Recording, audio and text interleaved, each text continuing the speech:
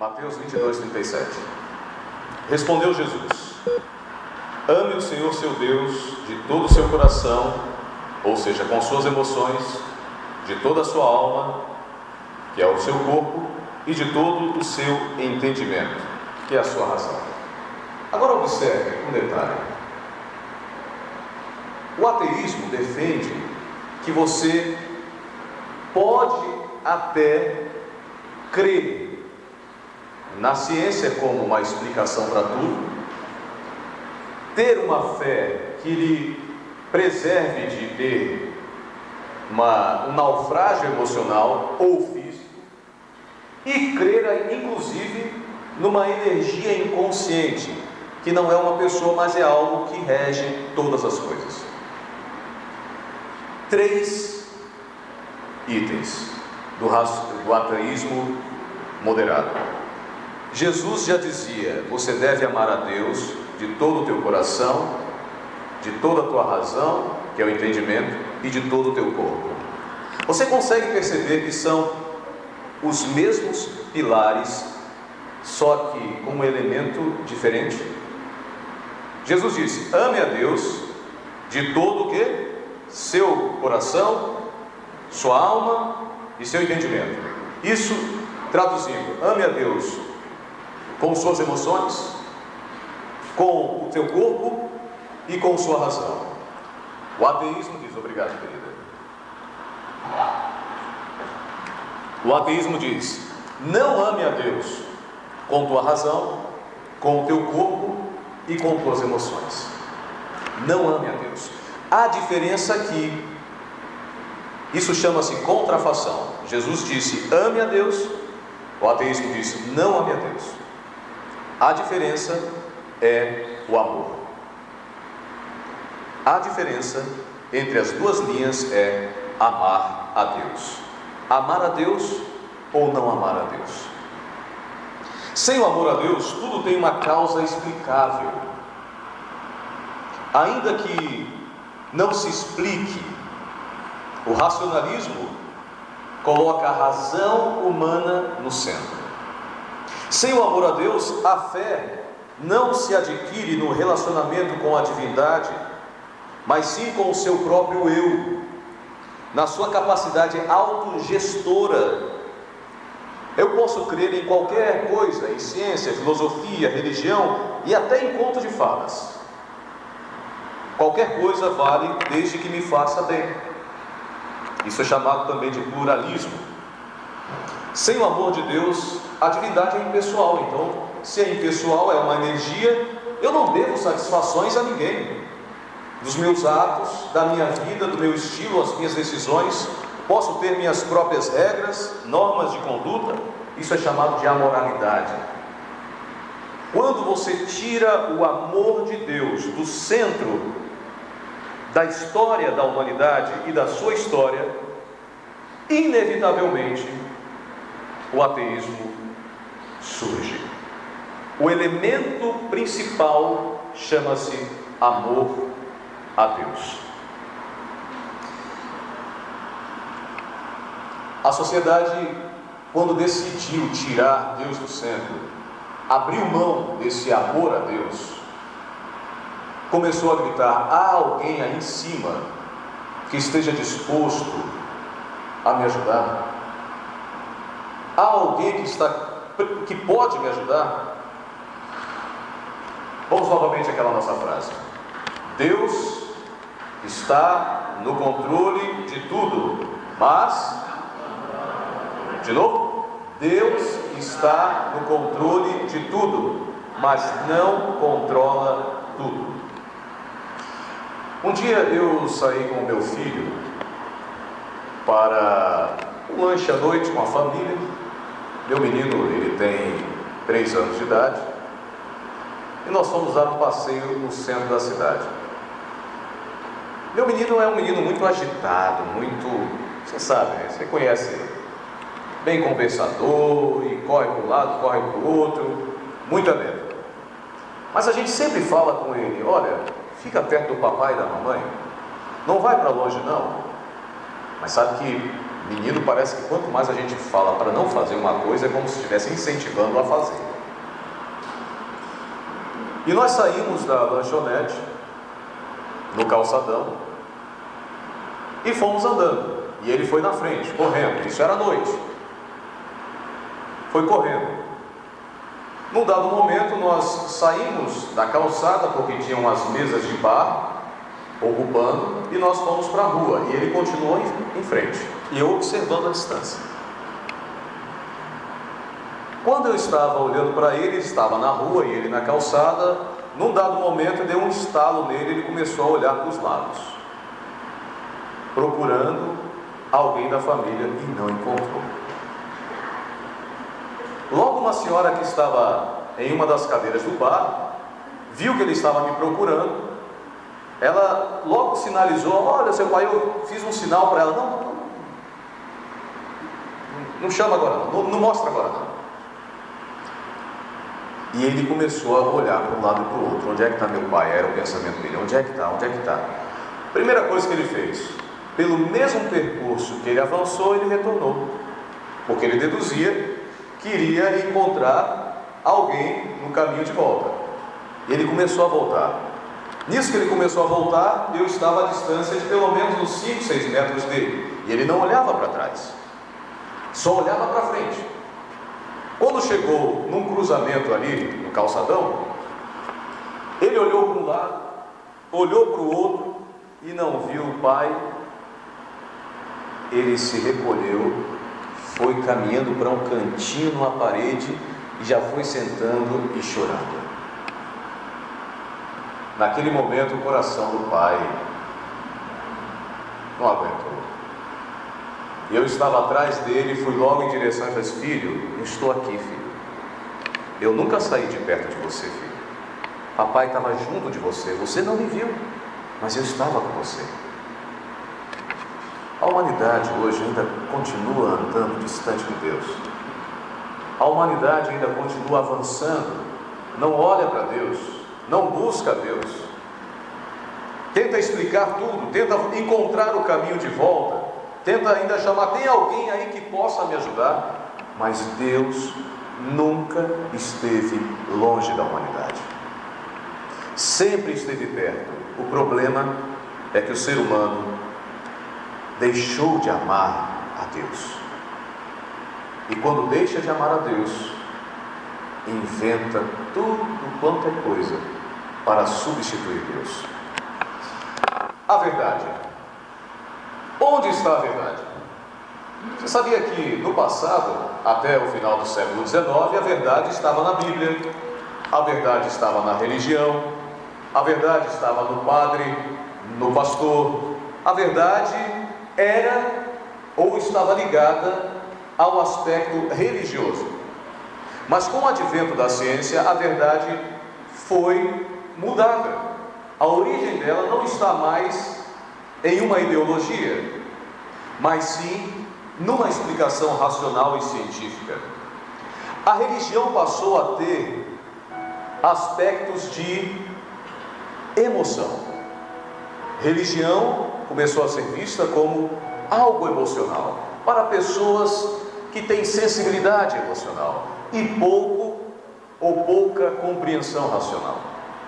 A ciência então começou a dizer: você pode crer, você pode ser judeu, você pode ser muçulmano, você pode ser budista, você pode buscar em qualquer seita, religião, a sua verdade. E cada um tem uma verdade, mas a verdade que nós provamos, a ciência, é a verdade. A verdade não está mais, como a ciência diz, na religião. As questões de religião são insignificantes. A verdade, para a ciência, é insignificante. Nós aprendemos a verdade da ciência e obtemos bons sentimentos da religião, é o que dizem. Sabe, querido, querida, isso gerou no ser humano a superstição, o misticismo.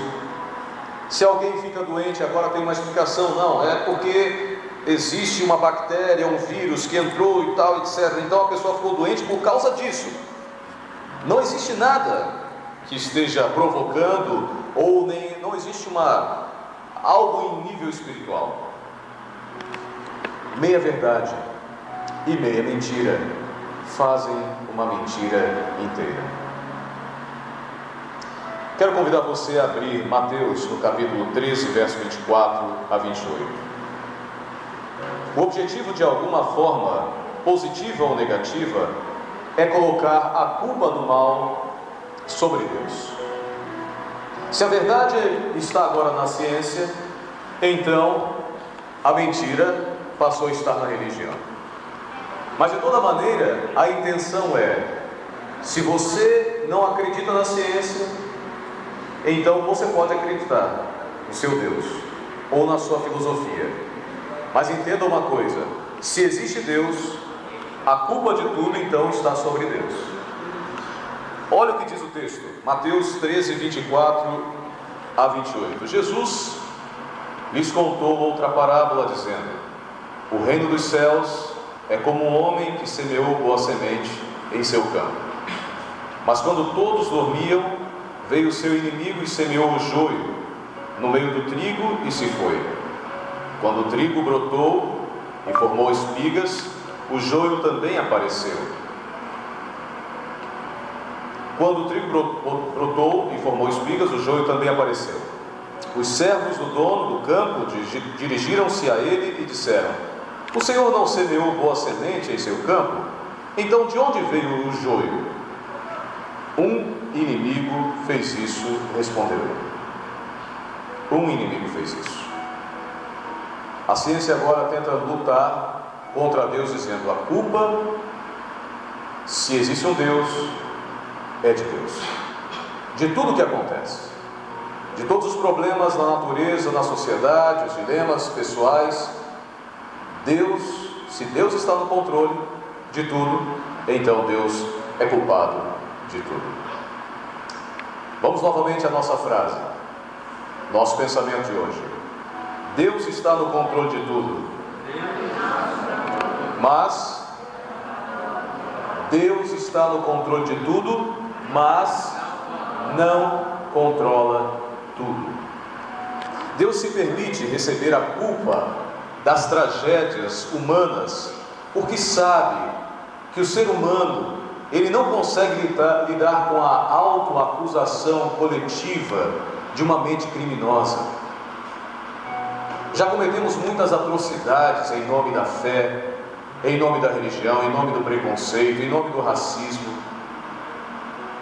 Então Deus se permite receber a culpa de nossas ações, porque sabe que a gente não consegue lidar com esse remorso, com essa consciência culpada de que nós somos os causadores do nosso próprio mal. Afinal de contas, o que é providência? Vamos deixar um ponto claro aqui: a diferença entre providência e presciência. Presciência é a capacidade de Deus de ver o futuro, através dos corredores do tempo, o que vai acontecer lá na frente. E providência é o que Ele vê agora que ninguém vê. Por quê? A palavra providência vem do grego pro, que significa antes, e vidência, que lembra vídeo, quer dizer em frente dele. Deus vê tudo. É como um grande Big Brother. Ninguém está escondido. Isso aterroriza o ser humano. Isso deixa a gente amedrontado, porque por mais que a gente se coloque até na barriga de um grande peixe no fundo do mar, a grandes profundidades, Deus nos vê.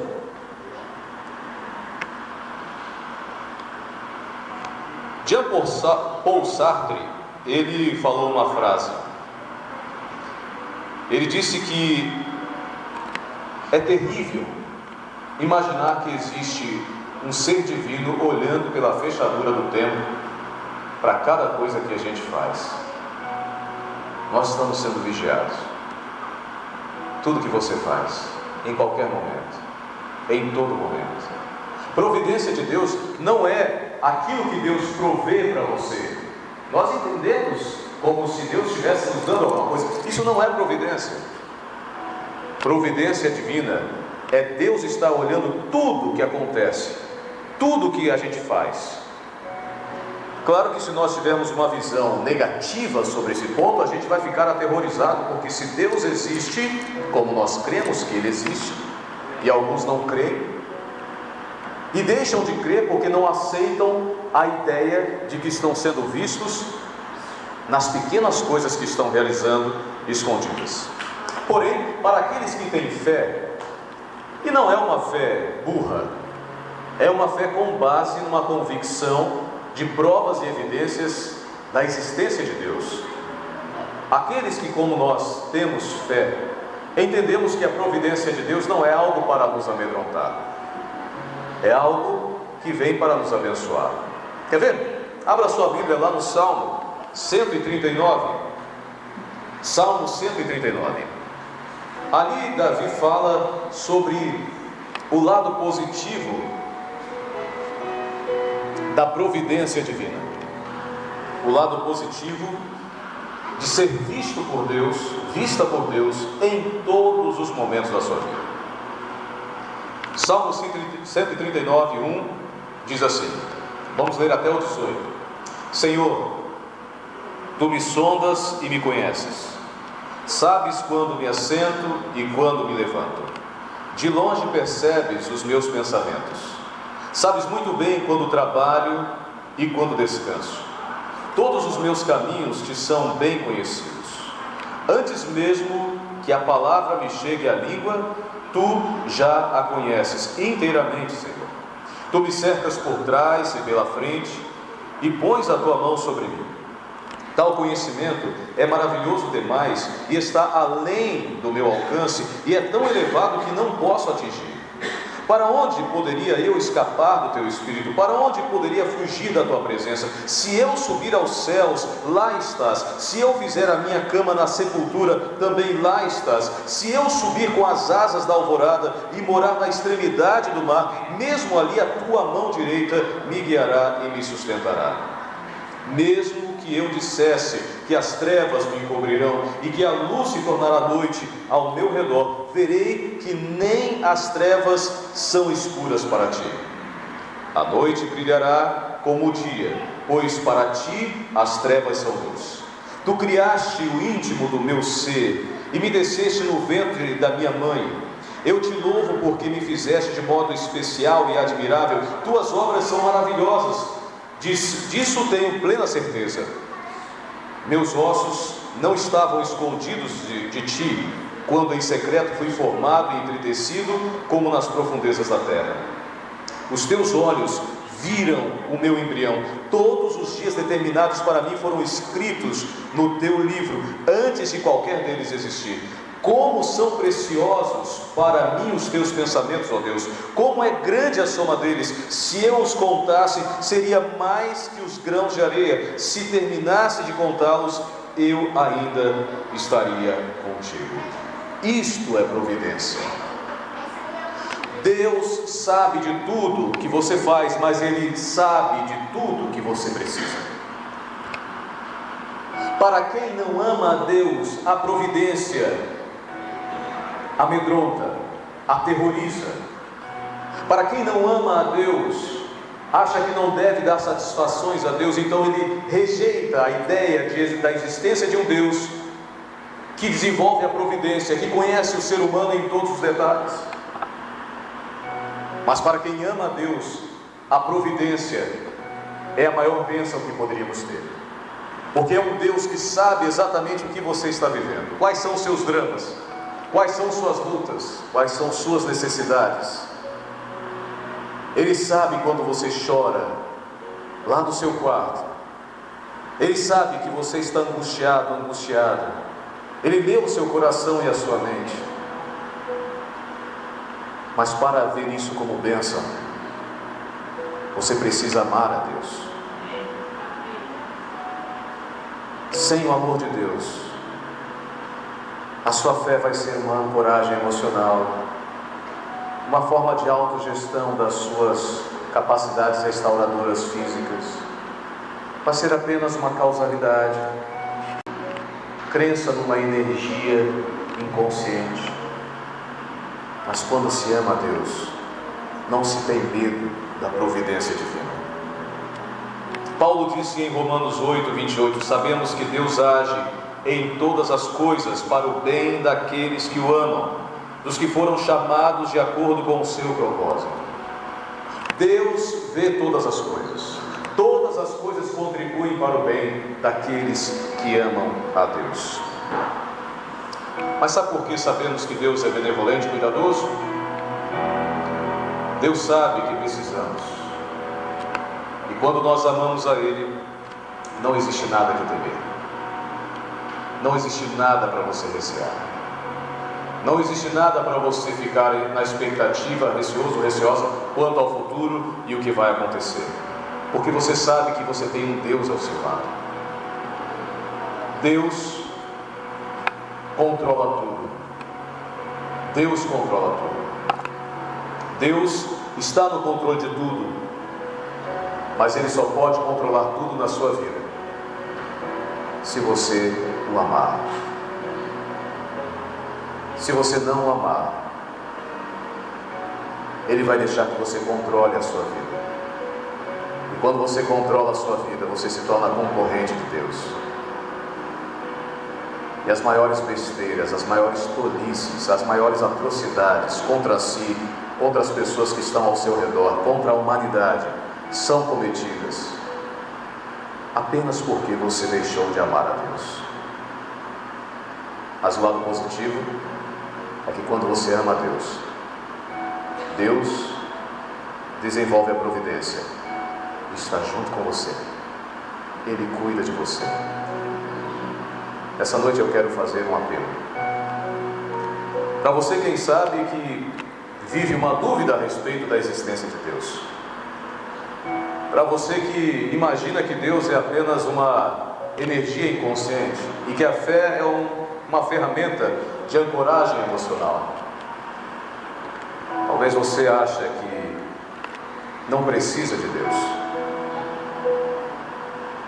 Na verdade, o que você precisa é amar a Deus, porque Ele te ama. Ele nunca esteve longe de você. No momento que você está desesperado, desesperada, tem um Deus olhando para você dizendo: filho, filha, eu estou aqui pertinho e eu quero te abraçar. Essa noite, então, eu quero fazer um convite a você para deixar Deus ser Deus na sua vida. Não tenha medo do que Ele vê. Não tenha receio do que Ele está olhando. Porque para aqueles que amam a Deus, a sua providência é o seu socorro. Para aqueles que amam a Deus, a sua providência é a solução para a sua vida.